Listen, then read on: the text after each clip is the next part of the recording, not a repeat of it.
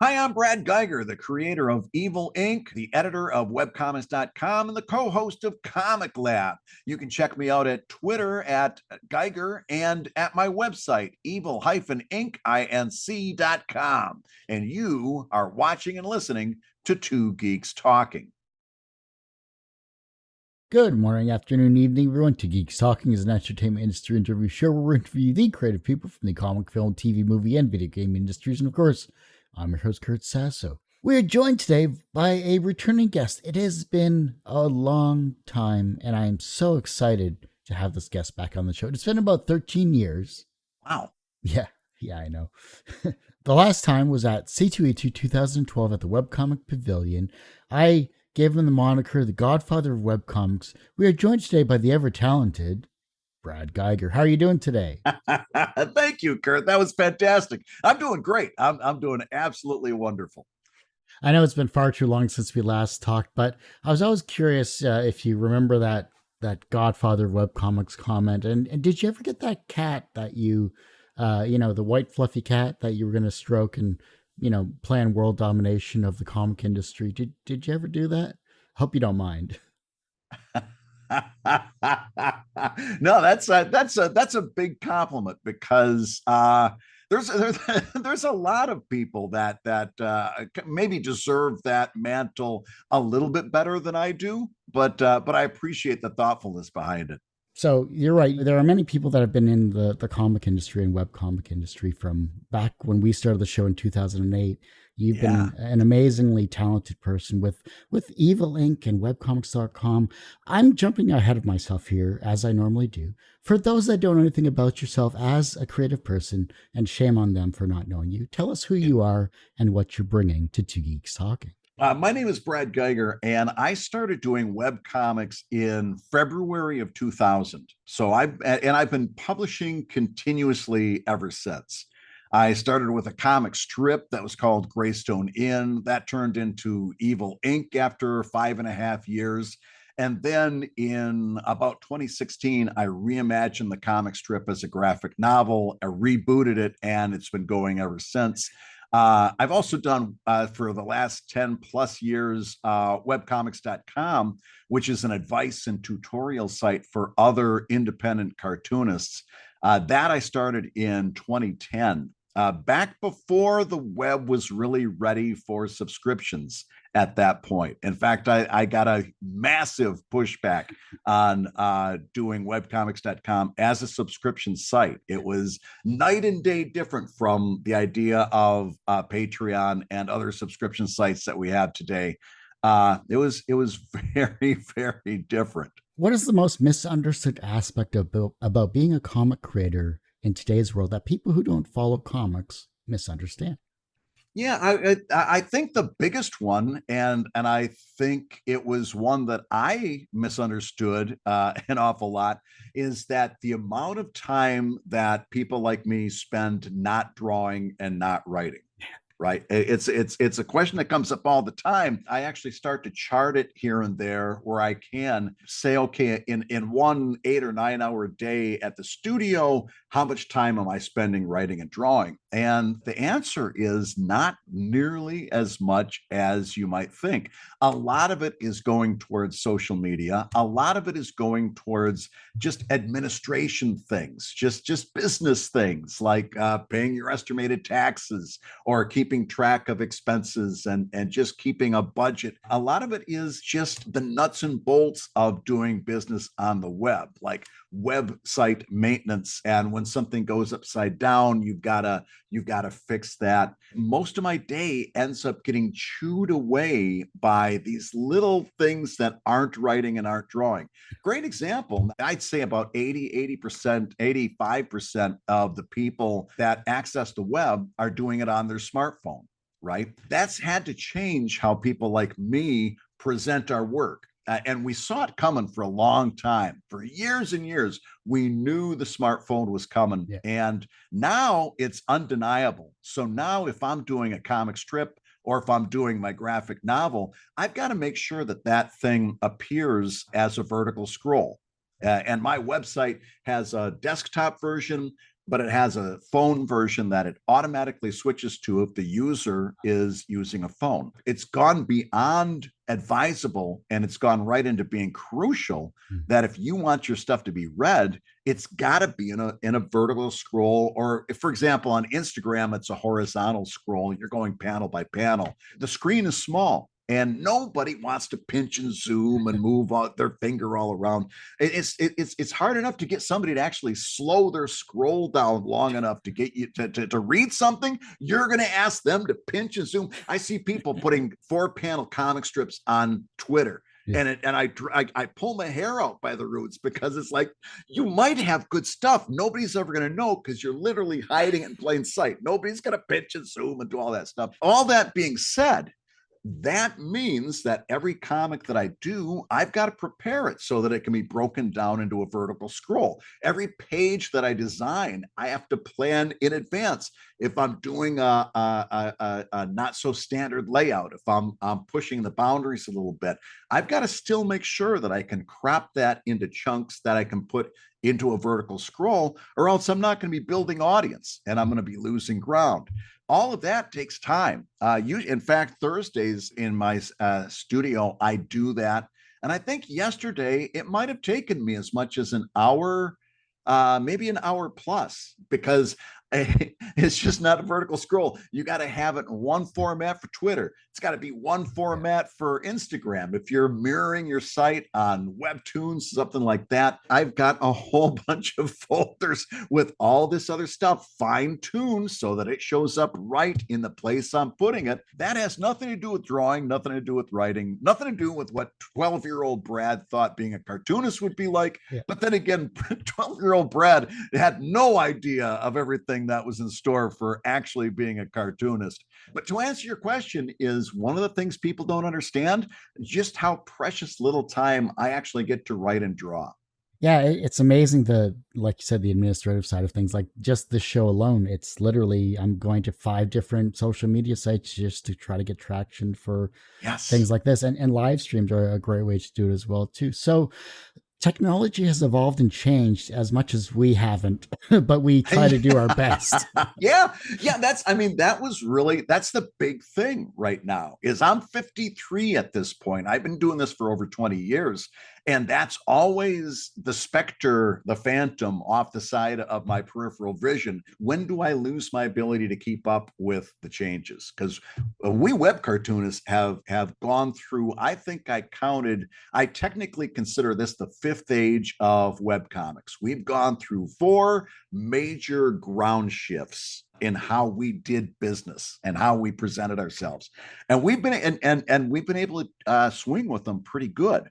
But at some point, I'm just scared. At some point, I get thrown from the horse and I'm not able to get back on, because things are changing very, very quick, especially right now with artificial intelligence and Web3 issues that keep popping up. There's a lot of changes. It's easy to get a little bit overwhelmed by it sometimes and just sit quivering in the corner. You've had a lot of creative talents over the years here as well too. Webcomics.com obviously has been an amazing staple for advice and creativity as well. Dave Collette, of course, we can't talk about, of course, the Comic Lab podcast without talking about Dave Collette. I mean, right. For a little history, and I'm sure you can fine tune this a lot better than I can. The Half Pixel crew back in the early 2000s and probably earlier than that was a group of 4 very talented, creative people that are still very talented and creative. Yourself, Scott Kurtz, Dave Collette, and Chris Straub. Speaking of which, how are all of those guys doing? They're all doing great. Scott is working on a young adult graphic novel right now. He just turned in his first book and he's working on the second one. He's doing very, very well. Chris is doing fantastic. I think he's doing a lot of stuff with the Penny Arcade crew. He's doing stuff with Acquisitions Incorporated. Chris was always the one among us that was like, you can't even call him a triple threat. He's a quadruple threat, a quintuple threat. He's one of these people that can do everything, acting, music, writing comedy, performing comedy. He's amazing. And Dave, listen, Dave is, he's got a special place in my heart. We've been doing Comic Lab for 5 years now. Every week we've been putting out 2 podcast episodes, one public and then an extra one for our Patreon backers. And it all started out of our love for just picking up the phone and talking comics. And finally we just decided that we should have some microphones on, because it was too good to pass up, and we'd be talking anyway.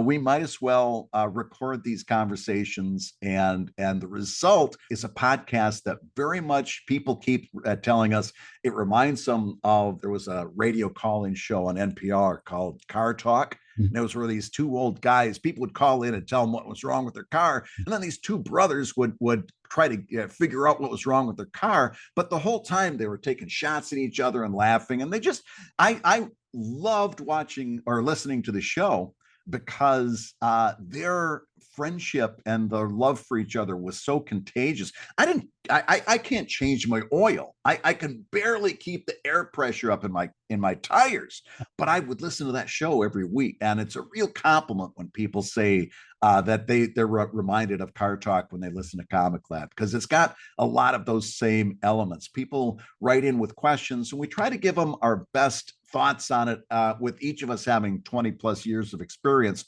But mainly we're just there to, take shots at each other and make fun of each other.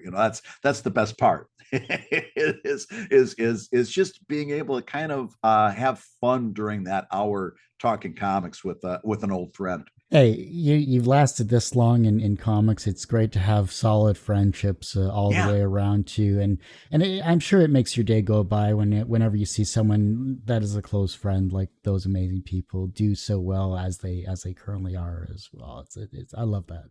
Yeah, it's a lot of. I look forward. We record on Tuesdays, and I literally look forward to it every week. I know.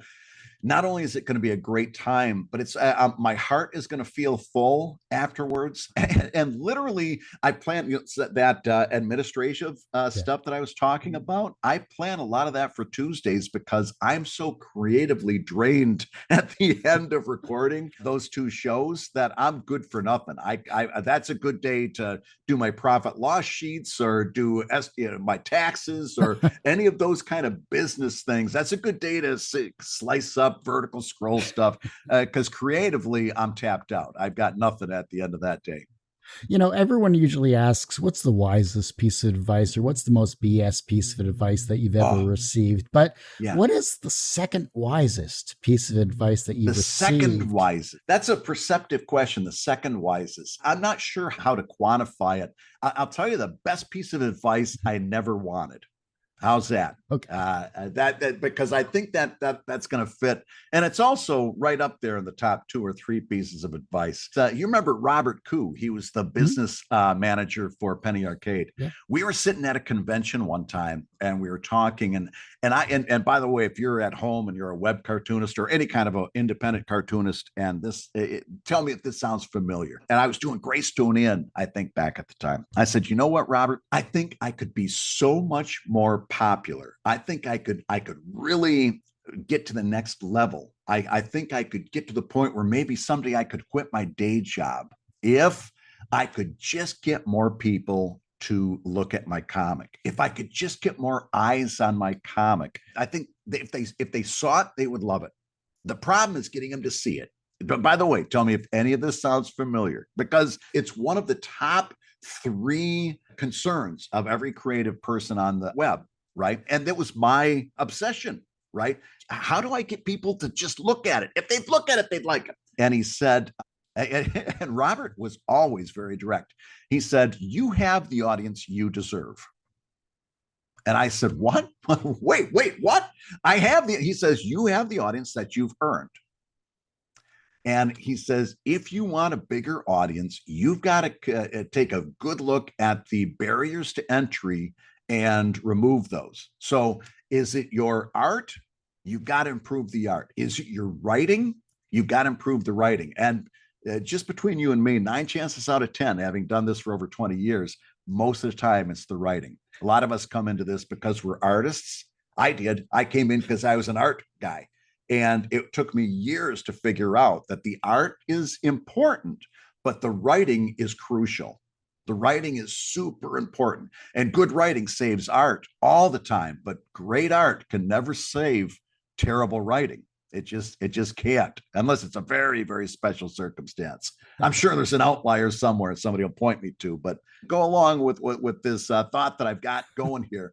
And that is that he said, you've got to take a look at how you're putting it out there, how you're presenting it. Those are all important. But he said, what happens is you can worry about all this stuff, but as your work improves, it's going to gather a bigger and bigger audience. And I'm telling you, that's the day. And by the way, I won't say that's the day because that's a lie. I walked away thinking for sure that he was full of shit, right? I was like, you don't know what you're talking about. I'm Brad Guigar. Don't you know? I'm Mom Geiger's special little boy. There's no way. There's no way. It wasn't until a long time that I reflected on that advice, and then I started looking at my writing with a real critical eye. I really started to look at my writing, the cheap kind of writing tricks that I was relying on, and the fact that I wasn't pushing myself, I wasn't editing, I wasn't really giving it my full attention. I wasn't paying attention to the writing. And that's when I stopped looking for magic hashtags and stopped looking for SEO tricks and stopped looking for a demographic edge. I stopped looking for all the gimmicks. All right. Because it hit me. He had a good point.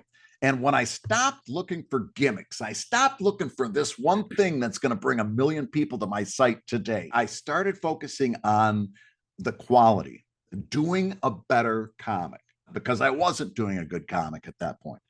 And when I started focusing on that, I started to build audience slowly, slowly. That's the worst thing about all this stuff. I wish I could tell you that it was a night and day. No, this thing took years and years to develop, years and years to develop an audience and to build that. But honest to goodness, there's no other way, right?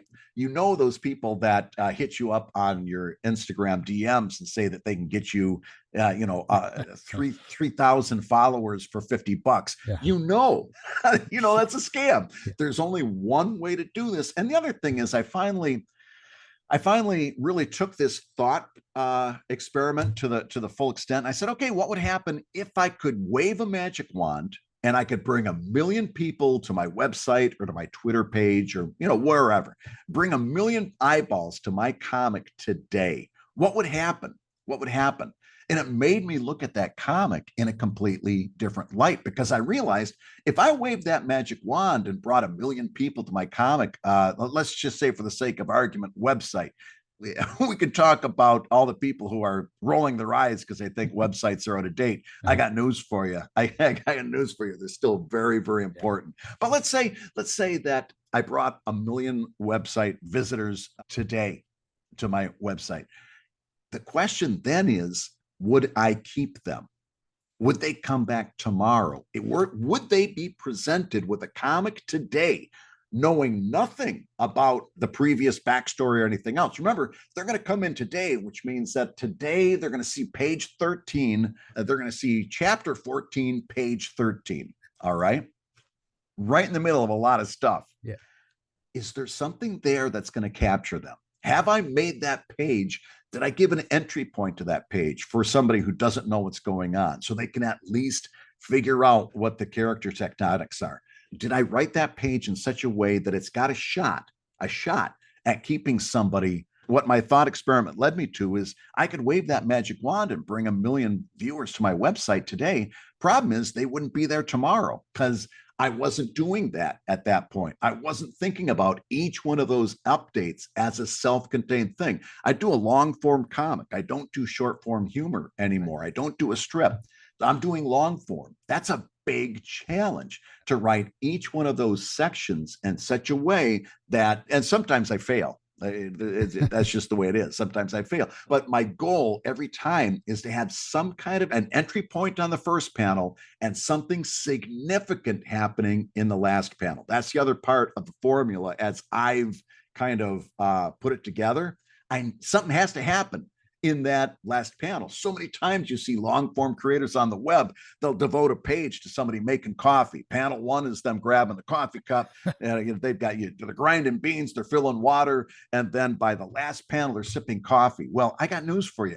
Nobody looks at that and say, "Oh my God, I got to see more of this. I got to see if maybe tomorrow he dips a Danish." Nobody was interested in that. You've got to make something happen significant on each one of those updates. When I started thinking about my comic in those terms, then I started to see improvement. But I had to stop looking for magic hashtags and weird SEO tricks and stuff like that. I had to start focusing on the quality and specifically the writing. And that's the one thing I didn't want to do, because here's the thing: hashtags are easy. SEO is simple. Yep. Becoming a better writer is devastatingly hard.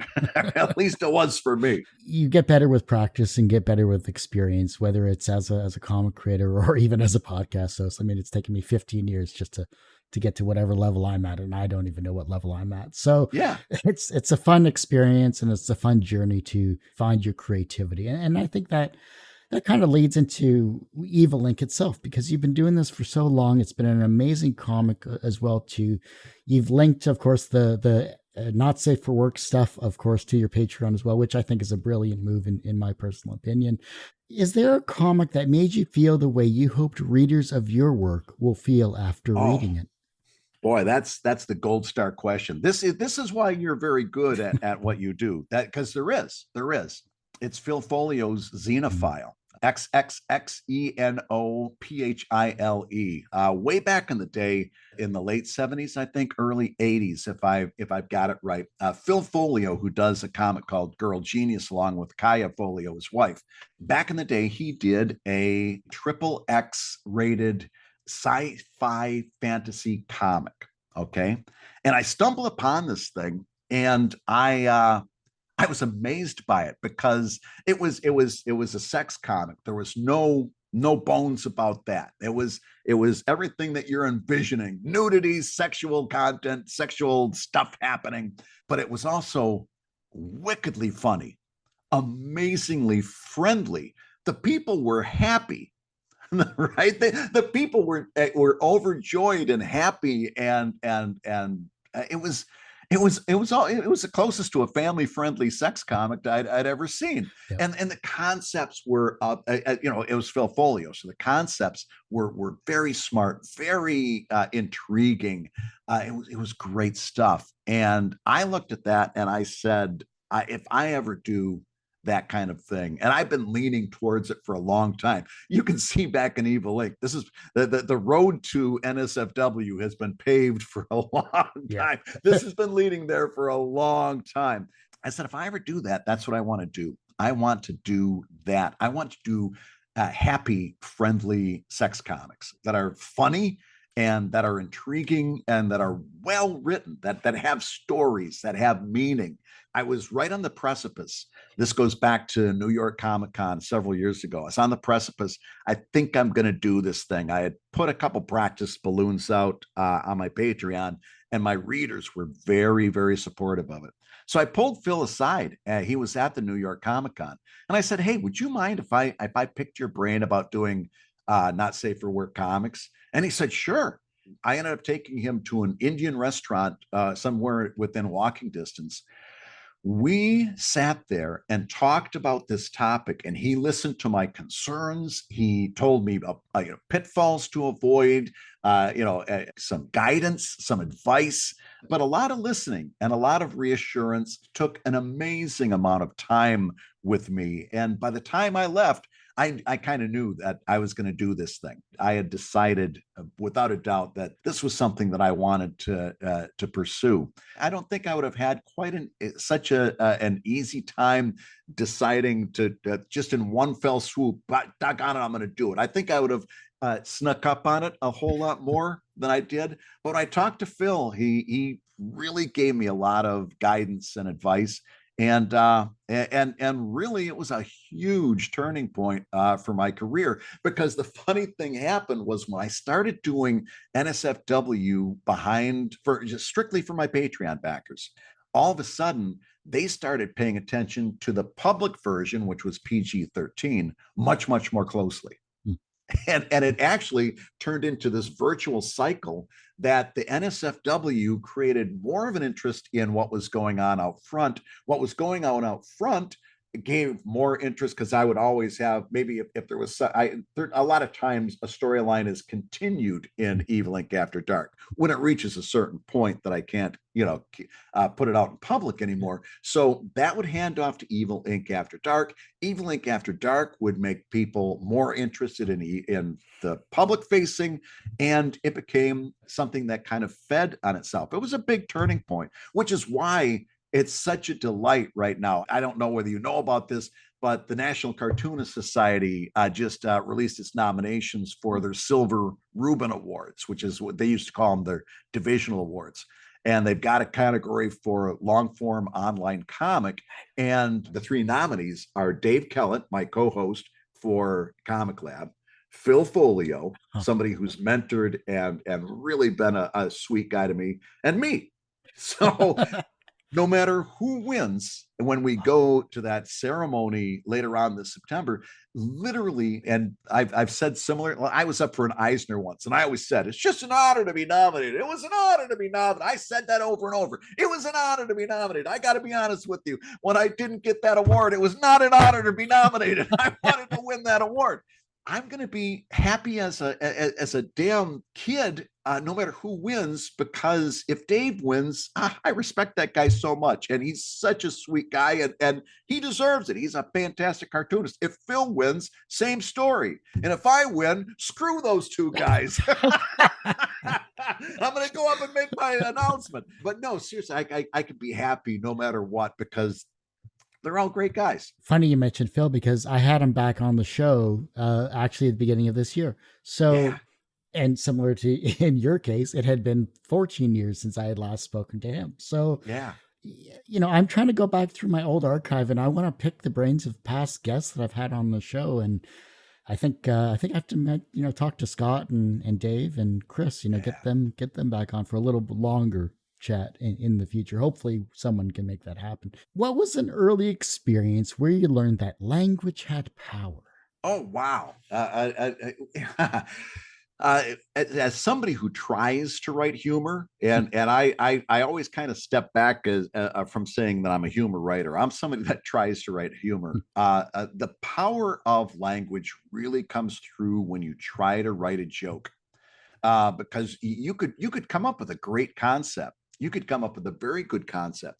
And if you've got the wrong word in there, or if you've got too many words in there, or if you've got the words in the wrong order, or if there's a way that's to do it that's a little bit quicker, has a little bit better rhythm, has a little bit better tonality to it. It's the difference between a joke that's not funny, a joke that's kind of funny, and something that's very funny. And it really all comes down to language. Language is extremely, extremely powerful. It'll knock you on your butt as the minute you try to write humor, because it really comes down to word use. And it also has an effect on people as well, too, not only through, and especially in today's age with technology and anonymity and, meeting fans at conventions and everything like that. There's a lot of interactions where a simple misphrase could turn someone's happy day into a sad one at that. Yeah, that's the truth. That's very much the truth. And I don't think words have become so disposable now that I don't think we think about the words we use so much, because you fire off a tweet and you don't think about it anymore. It might be nice to get back to a place where we think about what we say, me included, because I know my wife is going to hear this, and that'll be the first thing she'll look over at me and say is, yeah, you should talk. You should be the first one to think about. And she's right. But it's something that we all could do a little bit better, is be a little bit more careful with our words. What challenges do comic creators face in today's world that needs to be addressed? Well, listen, I'd be remiss if I didn't immediately start talking about artificial intelligence, especially in its application of art and writing. That's a big one, and that's what the writer's strike is. One of the main issues that the Hollywood writer's strike is revolving around. And it's something that's coming for us as comics artists as well, a little bit. I'll give you my whole AI thought, and I don't know whether this is helpful or not. Let's start with this. I don't think anybody is upset about AI as a technology. The whole idea behind AI as a technology is perfectly fine. The problem that most artists have with it is that it was never opt in. Our work and other people's work, photographs, illustrations, so on and so forth, were kind of fed into this thing without any thought to, hey, can we have your permission? Can we compensate you? Can we talk about what it might look like if you were to opt in?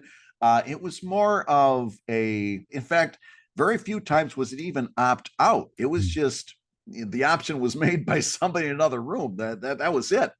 And that really that issue of consenting to have your work part of this and the ramifications of that, I think that's the biggest thing. And I can't speak for everybody, but that's what many people are upset about, is that there is that thing. Now, taking that on its face, the problem is it's not going away, right? Technology never goes away. It just doesn't, right? So now the question is, how do we go forward with that? I've got a couple thoughts on that.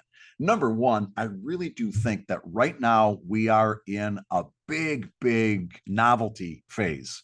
There's lots of news stories about this guy that did a children's book using AI art, and it's being sold right now, and it's selling. It's on the bestseller list, and this and that. And newspapers jump at these stories very eagerly, right? The full story is somewhere a little bit more nuanced, and we're seeing a lot of these. Somebody's written it, and it's a lot of children's book stuff, simple sentences, one sentence on a page, illustration. We're in a novelty phase right now where we're seeing a lot of that, and right now Amazon is getting flooded with a bunch of things that are word soup, just novels that you couldn't actually read them, but they're being uploaded, and then they get bots to read through them on Kindle Unlimited, and they generate a little bit of money for each one that gets read, and they're gaming the system that way. Meanwhile, finding an actual book on Kindle Unlimited is more and more difficult because you can't separate the signal from the noise. So, what does that mean? Well, number one, I think the novelty aspect is going to wear off pretty soon. After we've heard our 50th story about somebody that made a children's book with AI, at some point, they're going to start asking, is this work good? Is it good? Is it a good book? Is it a good comic? And right now, not so much. Not so much. And yes, I know it's going to get better. It's going to get better. But at some point, there's a level of creativity that we have that I refuse to believe an AI can duplicate, right? Because writing a novel, a story, point A to point B is one thing, but a story that has nuance and surprise and subtext and a good story, that's going to be another thing. And I'll believe that when I see it. There are some questions towards the end of this interview that I've been putting together for the last 12 years for a documentary called Little Person Amongst Media Giants. And I believe I asked a version of this way back when towards everyone actually at that very first C2E2, and I've been running with it ever since. So we'll get to those in a second. And then there's a fifth fun one at the very end. So that's something that is rarely being heard these days. How do you think the birth of creativity was formed? Oh, I want to say boredom. I want to say boredom because that's when I'm at my most creative, is when I'm at my most bored. And sometimes when I'm facing writer's block, the biggest obstacle to getting writing again, to getting creative again, is allowing myself to get bored, because that means turning the computer off, turning my phone off, putting books down and putting them out of reach, and allowing myself to really get bored. It's hard to do these days because we're surrounded by so many distractions. And it's also difficult to make that conscious decision to cut. My first guess is boredom. My second guess is trying to be attractive when you're not so attractive. right? It's a way. I know an awful lot of cartoonists that weren't the football star in school, they weren't the cheerleader in school, but they could do this and they could get noticed and they could get a little bit of attention.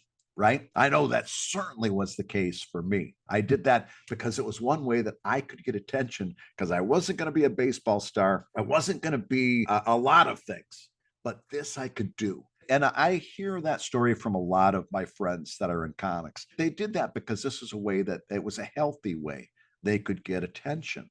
And so my second guest would be that was that it was a way for somebody to get more attention than they would have otherwise been able to get. That's my second one. My third guess is spite, because that's always been a major drive in my entire career is spite. I started doing this because the newspaper syndicate said I couldn't. I said, I'll show you. I'm going to put my stuff up on Google Cities. I'm going to build such a big audience that you're gonna come crawling to me. And that didn't happen, but I kept going because if not today, then tomorrow, one of these days, they're going to come crawling on their knees. It's been 20 some years. They are not crawling on their knees to me. They've got other things going on, and God love them. But that spite has been driving everything that I do. That I'll show them kind of thing has been at the background. So it's got to be one of those three things: boredom, spite, or getting attention. And what's that old phrase saying, become an artist and you'll never have any money to do anything else?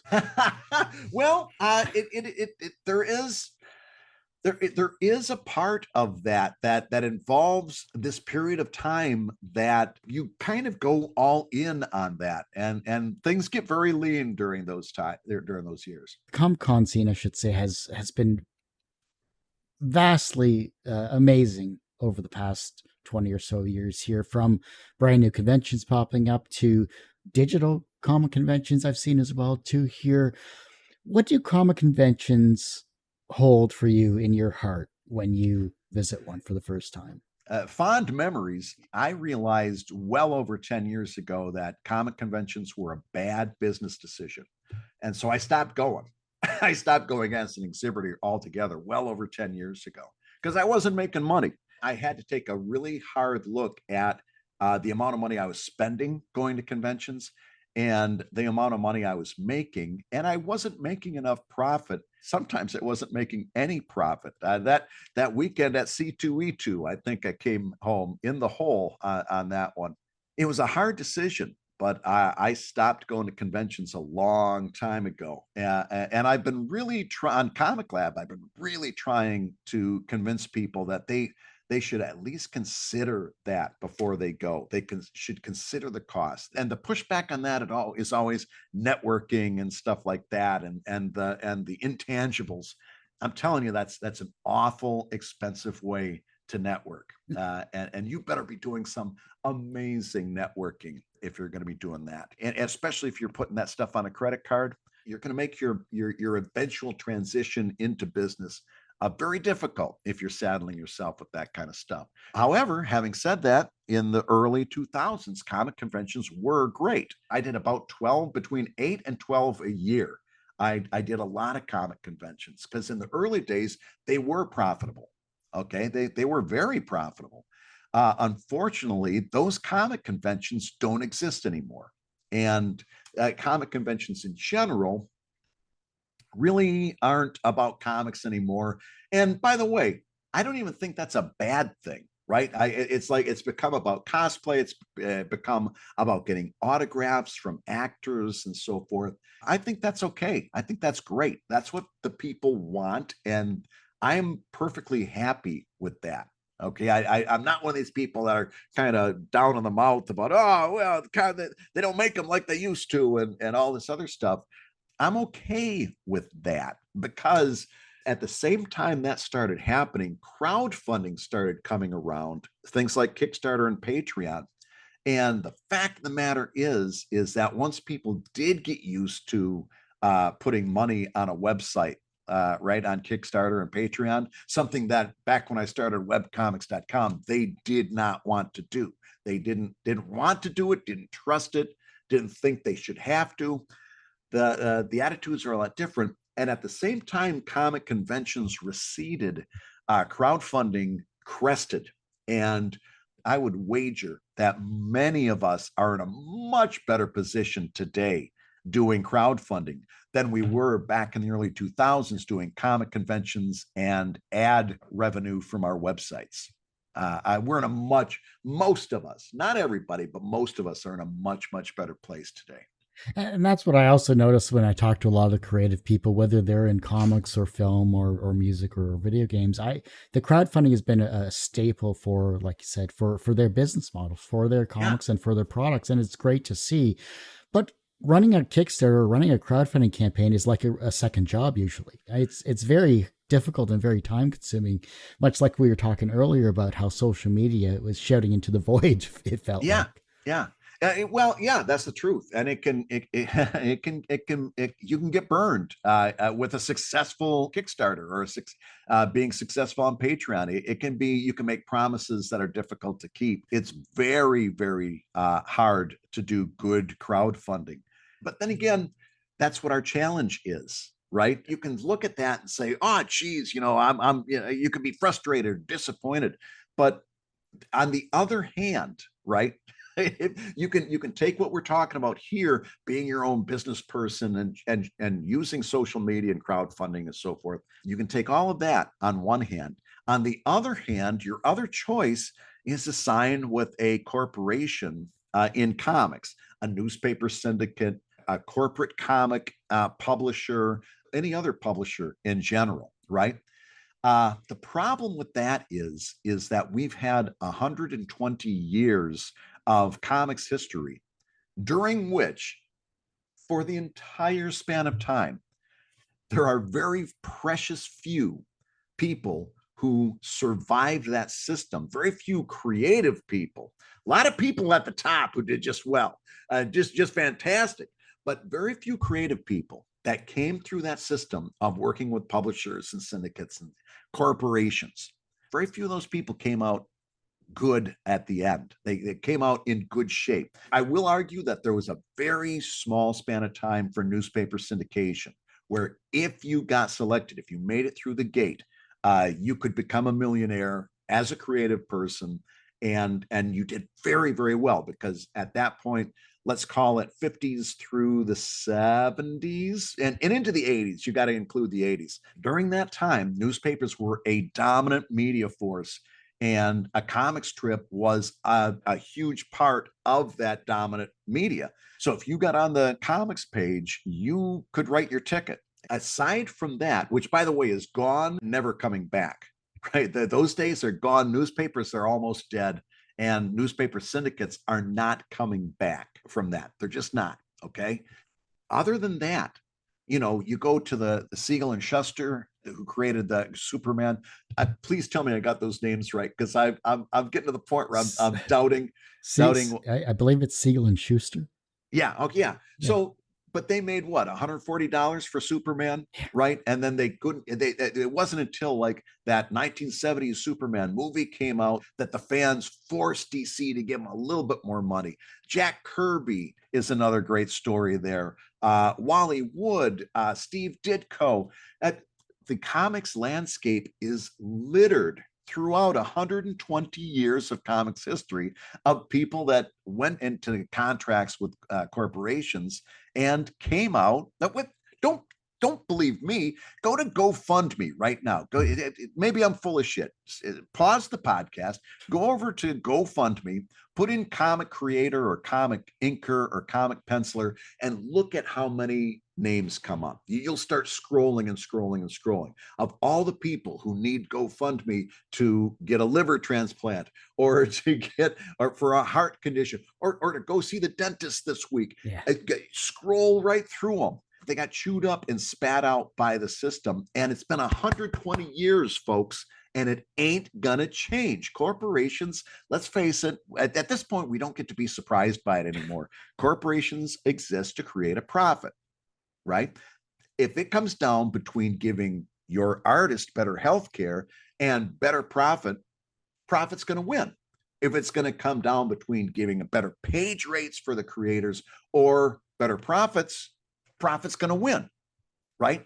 we don't get to be surprised by this anymore. So yes, crowdfunding is a bear. It's a whole full-time job. Social media is frustrating as it can possibly be right now.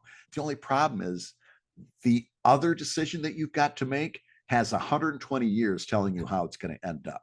Every time I get tempted to say, oh, that's it. I don't want to do this anymore. I don't want to try and figure out the one more way to make social media work. I look at 120 years and I'm like, back to work, Geiger. You're going to have to figure this out because 120 years tells you ain't going the other way. I'm going to dive into my introspective questions. I can't follow up on that other than the fact the only way I could follow this up on is when Dave Collette did the stripped documentary. Yeah. Now it's the webcomics basically saying, see you newspapers, we've survived. You haven't. Yeah, I mean, to an extent, but I mean, I don't want to get too cocky because that day is coming for us too, if we're not careful, right? And some people say maybe already has come, and that, believe me, that keeps me up at night. Is that whole idea, because we came in the 2000s, and the newspaper syndicated cartoonists really, by and large, hated us because they saw us as part of the problem. We were giving it away for free and we weren't real cartoonists. They resented us. And as a result, we never really got a chance in many cases. There were some standout moments, like Phil Folio is a great example, that story I told earlier. But for the most part, being able to access that older generation to get institutional knowledge, to get advice and stuff. When we came into comics, my generation, it was very contentious. We were constantly fighting with the older generation, which is a huge reason that I kind of do what I do. Right between webcomics.com and writing the webcomics handbook and doing the Comic Lab podcast, I've got a real passion for sharing whatever I've learned, right or wrong. You decide whether it's a good fit for you, but I want to share what I've learned because I never had that when I was getting in and starting in this profession. We never had that for the most part. And I relish the ability to take a young cartoonist and say, okay, let's talk about how you're positioning yourself on social media. Let's talk about how to write a punchline. Let's talk about character design and stuff like that. And so, and I do consultations for that matter, where I'll sit down and do one-on-one, because all of that is something that I really am passionate about, being able to be somebody that even if I talk to that person and they walk away like I did with Koo many years ago and said, nah, this guy's full of beans, he's not right. Even if that's what you do, I've given you some way to look at it. And that's something I'm passionate about. It's something I really, really get excited by, is being able to talk with that new generation coming up and say, I got some thoughts for you. So and then, because a lot of times, on one hand, maybe they do what I tell them, and I see them apply it, and they turn the corner, and it's a victory. And sometimes I see them take what I showed them, and they transform it into something that's all their own, and they put their own spin on it. They put their own ingenuity behind it, and they come up with something completely different. And that's good too. For those that are going to watch this and see the edited version, if you weren't here on the live stream, you're missing out on some really great content here. So thank you. Thanks for all those that are actually sticking around to see this. So I appreciate it. The last 4 questions are this, and it's similar to Inside the Actor Studio. They are introspective questions I was going to ask Stan Lee. That never occurred. So I ask creative and talented people like yourself these same 4 questions. Everyone has one person that inspired them on their path to where they are today. Who was that for you? Oh, geez. I don't know that I can point one person out. Scott Kurtz was an early one. I took a look at what he was doing when I first discovered webcomics in 2000s, and it was like he's the person to watch. He knows what he's doing. I want to emulate him. And then when I met him, turns out he's one of the nicest people I've ever met. and just immediately took me seriously and was kind and approachable, and we became friends instantly. So Scott would have to be near the top, and I got to throw Dave in as well, my Comic Lab co-host, because I felt very similarly about him. We had both come in at Keen Spot about the same time, and he was somebody that had such an amount of polish to his work so early on, and somebody also was very, very sharp in regard to the business side of comics. That he was somebody that it was very inspirational. But I'll be honest with you, if I had to go for the number one person, and you're going to laugh, and that's fine, but it's my wife, and I'll tell you why. Because way back when I started doing this, it was a 6-day a week comic that I did for years with no breaks. There was never a break. Okay.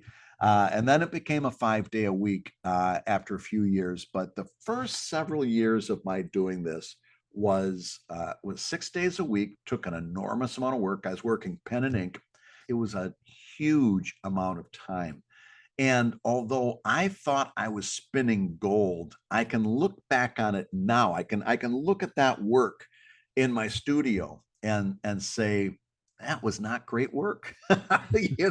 You were not writing great. I had flashes of brilliance. Don't get me wrong, but by and large, I was not spinning the gold that I thought I was.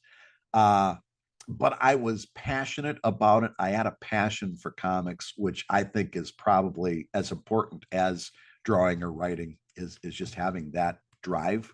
I look back and I think about all of the time that I spent on doing that. And people in our social circles every now and again would pull her away, so she was away from me.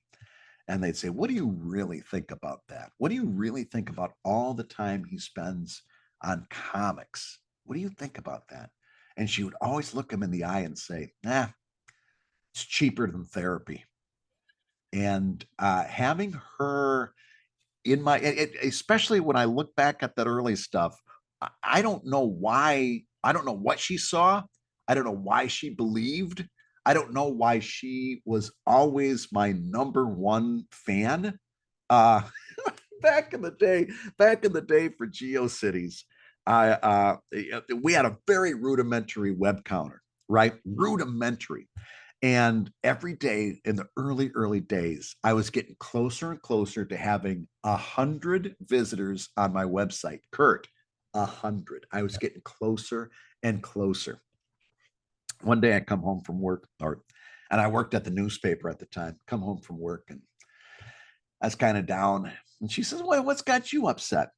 And I said, "I had 99 today. I came this close to this goal that I've had of having 100. I had 99 visitors today. Can you imagine? 99 people read my crummy comic. That's amazing, but 99." And she got real quiet. And I said, "What? Now, why are you upset?" She said, "I forgot to visit today." She would have been my 100, but whether she was number 100 or not, she was always there. I'm here because she was there, and has always been a team effort for us. And if I've got to if I've got to put somebody in the number one spot, it's her. And the fact that she'll be watching this as well. And if you didn't mention her, she is now. I'm gonna drag her to it now. Well, and it happens to be true. I'll be really honest with you. When it comes down to it, after 20 years, I've seen a lot of people that were twice as talented as I, twice the writer, twice the artist, twice the everything.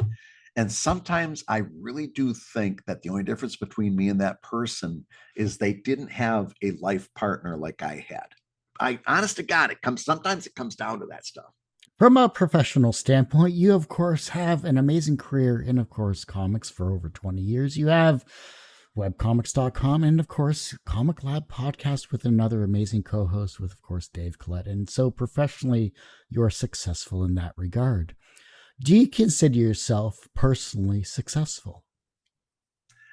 Ah, I'm only successful in the rear view mirror. I'm never successful looking out front of the windshield. I'm only successful in the rear view mirror. When I can look back and say, "Oh my God, I've done it for another year." They didn't find me out for the fraud that I am, right? I didn't. They didn't all come crumbling down. I didn't do something horribly stupid and bring my business down. I left my day job 10 years ago. And basically, because the newspaper was having layoffs, and it was very clear that I was either going to take the buyout or get cut. But the first couple of years of those 10 years were really touch and go.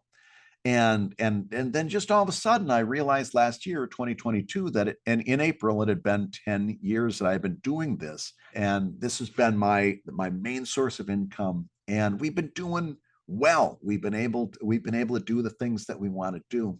That is successful. That feels like success, but it's always in the rear view mirror.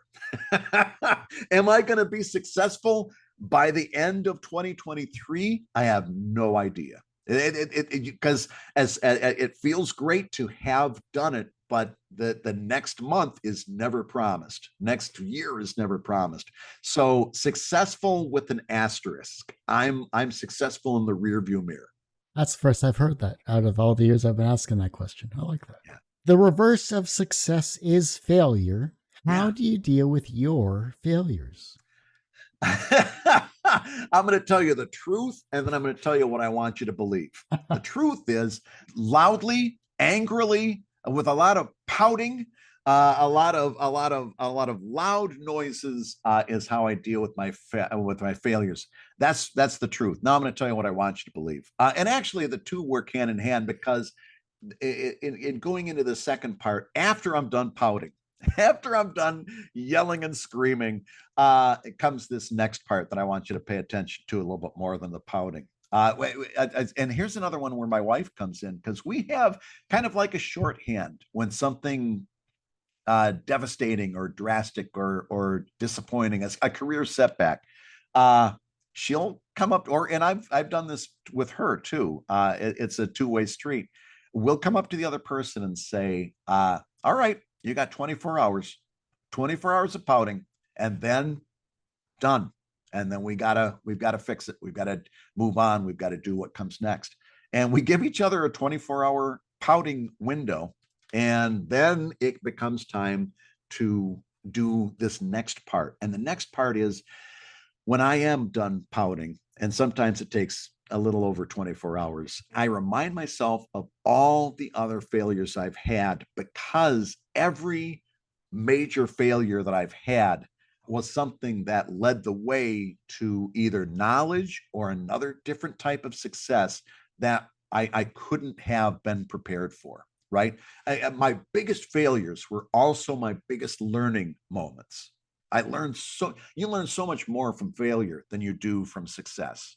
You learn so much by screwing things up. There's stuff from the fact that I priced my first book wrong, and when it went out to Diamond and they made their first, it was very popular, surprisingly enough, and they made their first order since I had printed at the wrong price on my book, and since I had guessed wrong, I had the complete wrong way of coming up with the price for a book. When I went to fill that order, I realized that I was about $300 to $500 in the hole. In other words, I wasn't making a profit. I was paying Diamond to get these books into comic shops to the tune of $300 or $500. I learned about pricing a book after that. And I never forgot it. And failure is like that. It stung like hell that first time to have that experience. It really hurt, but I learned so much in doing that. It made me a better business person. And speaking as an artist, as a business person, as a human being that has made a lot of failures, that came with a lot of learning. Right, watching my comic after I had quit my day job, and my entire business was built on the ad model. Right, I was making my mortgage payments on ads. Okay, when ad blockers came up, that very quickly funneled down. terrifying, absolutely terrifying. But it led me to a point where I had to solve problems, solve business problems, innovate in ways that I hadn't thought of innovating, made money happen because I had to make money happen. Right. One of Phil's piece of advice, Phil Folio, one of his advice is don't have a plan B. Don't have a plan B because then you'll use it. And if you only have a plan A and you find yourself on your keister, you're going to find a way to make plan A work because there is no plan B. Not so sure whether in today's economics, I'm not so sure I feel comfortable giving that advice to somebody else, but be that as it may, that's the situation I found myself in. And that's when I first started to look into crowdfunding and things like Kickstarter and Patreon. After that, the strength of my business, after having left advertising completely and gone all in on crowdfunding, it's night and day. I'm in a much better place, but it wouldn't have come without the failure of that first system that I'd put in place. So after the pouting comes the reminding myself that these moments, even though they really, really suck, are usually the way you get to the next step. And you've got to get in there and do all the hard work and make it over to the other side so that you can show up on a podcast later and talk about it. Funny you mentioned the whole Plan A thing from Phil because he mentioned the same thing earlier this year. So it's still a staple for the advice in general. I love it. The younger generation is looking at your work and they're becoming inspired to be creative in their own way, whether it's as a comic creator, podcast, co-host or host, or maybe it's a business model of some kind that they've made, similar to webcomics.com, giving advice. Maybe you've inspired them in some way, shape, or form. How can they inspire the generation that follows them? Oh, that's great. Listen, the fact that they would be this fictional person would be asking that question in the first place is actually the biggest step. The way that I think that you can be inspirational is to do your best work and to be helpful to somebody whenever you can. If somebody's got a question, you answer it to the best of your ability. If they've got a situation, you can't step in, you can't stop and donate hours and hours of time necessarily, but you can answer simple questions. You can point people in directions. It goes back to that whole way that we came into comics in the early 2000s. Again, we came in very, very much under duress, and I think the best way to be inspirational is to be available. Right, is to be available and open yourself up to sharing that stuff, and also not for nothing to be willing to hear somebody say, "That's not for me." Because the damnedest thing about inspiration is you don't get to decide how they're inspired. You might be trying to inspire somebody to go left, and they're hearing you, and they're going to go right. You don't get to call your inspiration. You've got to be willing to accept that they're going to take that inspiration and go their own direction with it, and that's their right. That's their prerogative. If your life was a comic book, what would its title be, and what would its soundtrack be? Oh, well, let's see. I think the best title for my book would be Delusions of Grandeur, not delusions with an E, but dilutions with an I. In other words, grandeur diluted down. I think that's a very apt title because sometimes we get trapped into this mindset of thinking I'm doing all this great, important, amazing work, and to be a creative person, you've got to have a little bit of an ego, right? That's something we don't talk about much, but even the shyest among us, even the ones that are beset with imposter syndrome, we still have a little bit of ego to say, I'm still going to make that creative choice and put it out there. Right. And so that would be kind of my book, hopefully would come with the reminder that as grand as you think it all is, at the end of the day, it's just comics. It's something that somebody's going to read. It's going to take them 5 seconds to read that thing that you spent hours on. And that's okay. The goal is to kind of make that person's life a little bit brighter in those 5 seconds and to instill a relationship where they come back and have another 5 seconds later. So this thing that we think is very grand is actually kind of diluted down from what we think it is, and that's okay. In fact, it's still a lot better than than many of us get in terms of satisfaction. In terms of the soundtrack, I'd have to really think about that one. part of me, part of me is very, very tempted to go with a Weird Al soundtrack, or even go even further back to Spike Jonze, who was a predecessor to Weird Al back in I think in the 1940s. Yeah, because he had some World War II stuff.